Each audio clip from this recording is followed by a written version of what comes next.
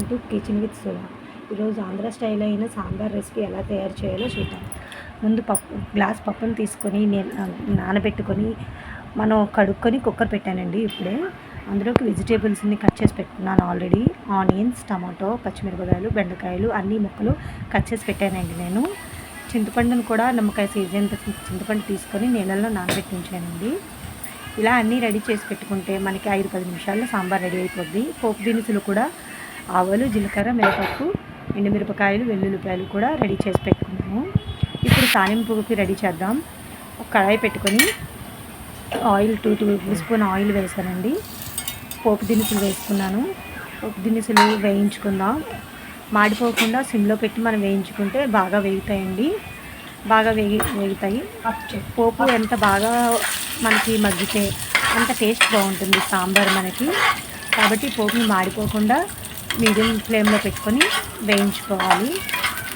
ఈ ఆవాలు, జీలకర్ర, మినపప్పు ఈ తాలింపు వేగిన తర్వాత మనం ఆనియన్స్ని కూడా యాడ్ చేసుకున్నామండి. పచ్చిమిరపకాయలు కూడా వేసానండి. పచ్చిమిరపకాయలు స్లిప్ మిక్స్ అయింది.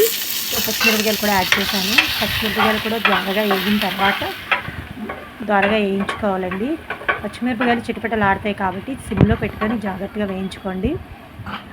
తర్వాత ఆనియన్స్ని కూడా వేయించుకోవాలి. ఆనియన్స్ కూడా వేసాను.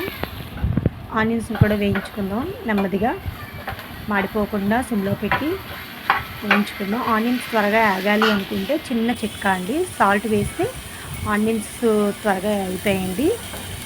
ఆనియన్స్ ఈ స్టేజ్ వచ్చిన తర్వాత మనం టమాటాలు కూడా వేసుకోవాలి. టమాటా, ఆనియన్ అన్నీ ఒకసారి కలుపుకొని దగ్గరగా మూత పెట్టుకొని మగ్గించుకోవాలండి.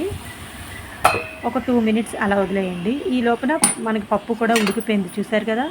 దీన్ని ఒకసారి స్మాష్ చేసుకొని మెత్తగా స్మాష్ చేసుకొని పక్కన పెట్టుకుందాం. ఇలా గ్రెడ్తో మెదుపుకొని స్మాష్ చేసుకోవాలండి. ఇప్పుడు కావాల్సిన ఇందాక చింతపండు నానబెట్టుకున్నాం కదండి, అది కావాల్సినంత గుజ్జు తీసుకొని పప్పులో వేసుకుందాం.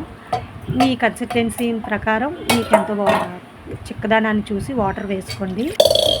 అది ఎంత కావాలో చూసి వేసుకోండి. పలుచగా కావాలి అనుకున్న వాళ్ళు పలుచగా పెట్టుకుంటారు, కొందరు చిక్కగా తింటారు. దాన్ని బట్టి వాటర్ యాడ్ చేసుకోండి. నేనైతే 2 గ్లాసెస్ వాటర్ యాడ్ చేశాను. తర్వాత బెండకాయ ముక్కలు కూడా అందులో వేసుకోండి. మీరు ఇందులో మునక్కాయలు కూడా వేసుకుంటే ఇంకా బాగుంటుంది. కాకపోతే అవైలబుల్గా లేదని నేను వేయలేదు. ఈ లోపల చూడండి టమాటా, ఆనియన్ కూడా బాగా దగ్గరగా మగ్గిపోయింది. ఇప్పుడు ఈ తాలింపుని మనం పప్పులో కలుపుకుందాం. మగ్గిన తర్వాత ఈ తాలింపుని పప్పులో కలుపుకుందాం. ఇదంతా తాలింపు అందులో వేసేసి మొత్తం ఒకసారి కలుపుకుంటే బాగుంటుంది. ఈ సాంబార్ ఒకసారి ఇలా ట్రై చేసి చూడండి, చాలా బాగుంటుంది. మనం ఎప్పుడూ రొటీన్గా చేసే విధానం కాకుండా ఒకసారి ఇలా కూడా చేస్తే బాగుంటుంది. ఇప్పుడు ఇందులోకి పసుపు, అర టీ స్పూన్ పసుపు, కారం, ఉప్పు ఇవి మీ టేస్ట్కి తగ్గట్టుగా వేసుకోండి. నేనైతే 2 టేబుల్ స్పూన్ ఉప్పు, 1 టేబుల్ స్పూన్ కారం వేసానండి. ఇవన్నీ ఒకసారి కలపండి. కలుపుకొని మంటని మీడియం ఫ్లేమ్లో పెట్టుకోండి. 5 మినిట్స్ ఆగితే సాంబార్ రెడీ అయిపోతుంది. 2 టేబుల్ స్పూన్ సాంబార్ పొడి వేసుకొని ఇదంతా ఒకసారి మిక్స్ చేసుకొని 5 మినిట్స్ మరిగిస్తే మనకి గుమగుమలాడే సాంబార్ రెడీ. ఈ వీడియో మీకు నచ్చినట్టయితే లైక్ చేయండి, సబ్స్క్రైబ్ చేయండి, కామెంట్ చేయండి.